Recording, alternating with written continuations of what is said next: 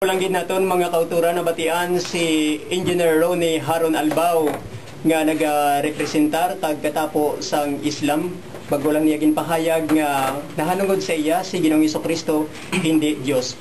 Sa sini naman nga tinion mga kauturan hatagan naton sing 5 minutes si Dr. Ray Entela, ang gobernador sang Catholic Faith Defenders Western Visayas Doctor of Philosophy. Pamatian naton siya mga kauturan sa pagpahayag nga si Kristo Dios suno sa Biblia. Ginakasubo ko mga kauturan nga sa 5 minutes nga payag ni Brother Haron Albao, wala gid siya kabasa sa Biblia nga si Jesucristo hindi Dios. Wala gid siya kag matapos sa aton nga dialogue, hindi gini siya makabasa, mapaslawan gini siya. Halin sa Genesis up to the last book which is Revelation, hindi gini siya makabasa nga si Jesucristo hindi Dios.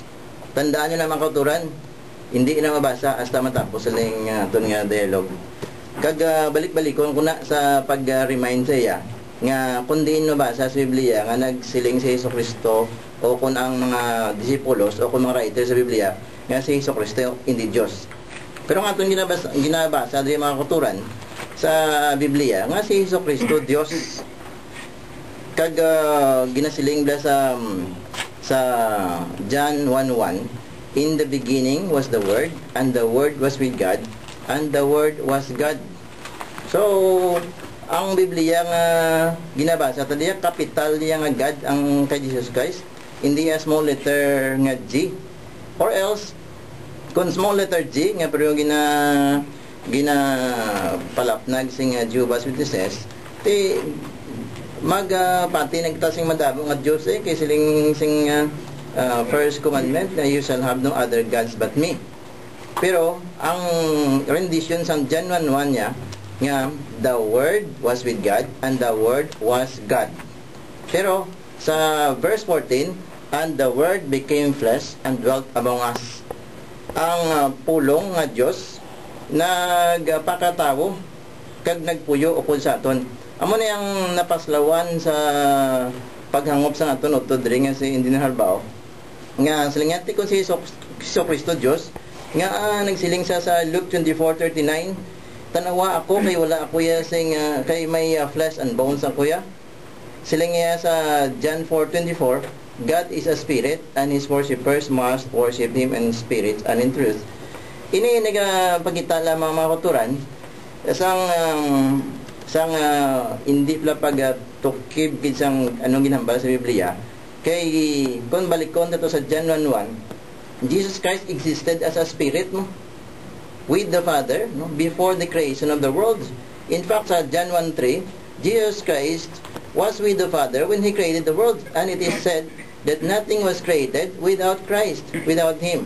Pero sa takna nga panahon, ang aton Ginoong Jesucristo nga Dios, kaupod sang Dios nga may nagpakatao, amo ni nga siling nga sa Luke 24:39, ako my flesh and bones.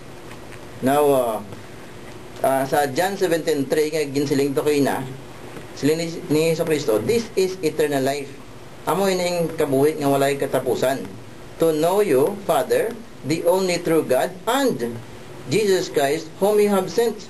Ang pagkilala sa Diyos nga may, nga Diyos, kag kay Jesucristo nga ginpadala sa nga may, amo na yung eternal life.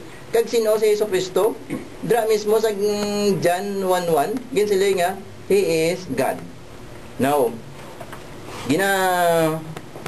siling sa John 5:19 kuno nga of himself wala si Jesucristo sa may mahimo, no? Kundi ang tanang ginahimo niya iyagid kabuton siya. May tiamo gani nang si Jesucristo by his own will nagpadala sa amay, no? O siya gid padala sing amay agud tumanon ang kabuton sing amay. Kay ni ang amay kag ang anak isa sila mo. Busilingon lang pareho sing legislative government kag sa executive kag sa judiciary government equal ni sila mo. Pero when it comes sa judging sang cases ya, dra na yung ginabutan sa judiciary. When it comes sa execution, dra na yung ginabutan sa executive form of government. So equal niya galing niya, equal man as lagya. Pon sa Jesucristo, equal sa amay. Kaya ginasiling din sa John 5:21, siya ako nagasiling sa ila nga as amtang ang amay makabanhaw sa patay, pinagi sa kinabuhi, ang anak makatag man kinabuhi. Busilingon si Jesucristo, being the creator, is equal with the Father. Now, sa Philippians chapter 2 verse 6, ginasiling ni St. Paul, in Him is the form of God, no? He was in the form of God. Ang form ni busilingon ni essence mo, He was by nature God. Amo ning masiling nato mga kuturan, nga mabasa ko yan sa Biblia, nga si Jesucristo, by nature, God, nga nagpakatao, pero ini nga tunutod nga si Harun Albao ya, matapos lang itong dialogue, hindi na siya makabasa nga si Jesucristo, hindi Diyos. Ang mabasa yan di si Jesucristo tao, pero wala tanto na ginadeny na niya. Kaysa na isinagreed, si Jesucristo nagpakatao, pero Diyos siya.